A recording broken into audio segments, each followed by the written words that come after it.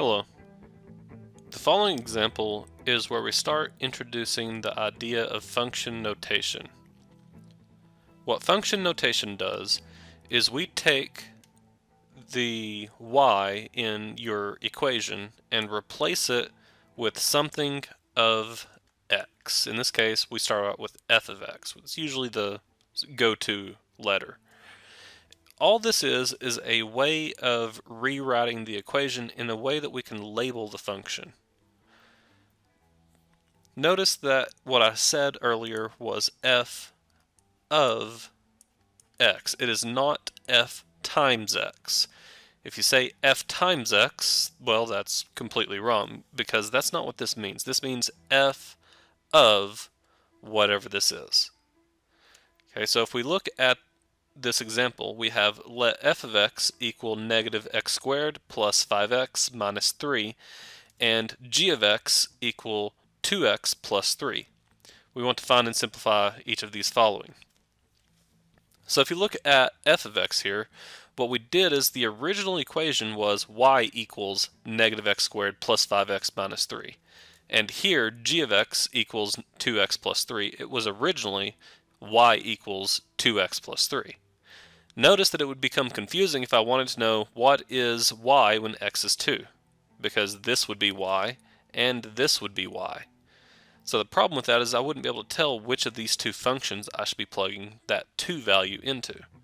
This way I know that since it's f of 2, I go back to this f function right here, which is negative x squared plus 5x minus 3, and I replace all of the x's with what I have right here. So this x becomes 2, and this x becomes 2. So what I have is f of 2 is equal to negative, I'm going to do a parentheses around that, 2 squared plus 5 parentheses 2 minus 3. Now notice effectively what I did is I replaced this x with actually this entire parentheses 2. It's a good way of letting you know what really is supposed to happen and exactly how it's supposed to happen.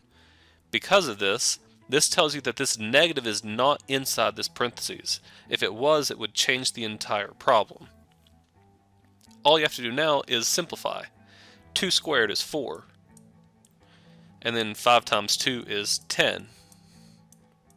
So I have negative 4 plus 10 minus 3.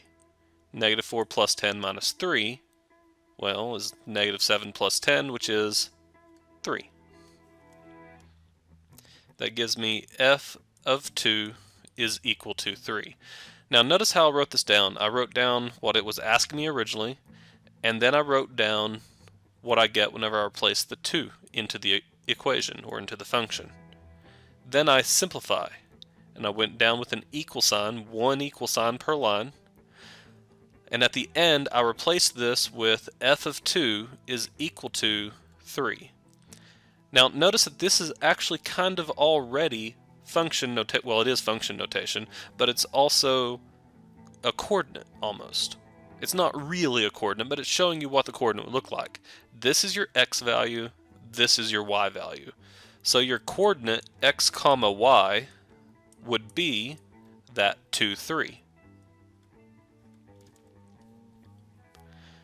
This is actually the answer that I'm looking for. I'm just wanting you to notice that this is actually the coordinate 2, 3, and that's what you would plot onto the coordinate, or onto a coordinate grid.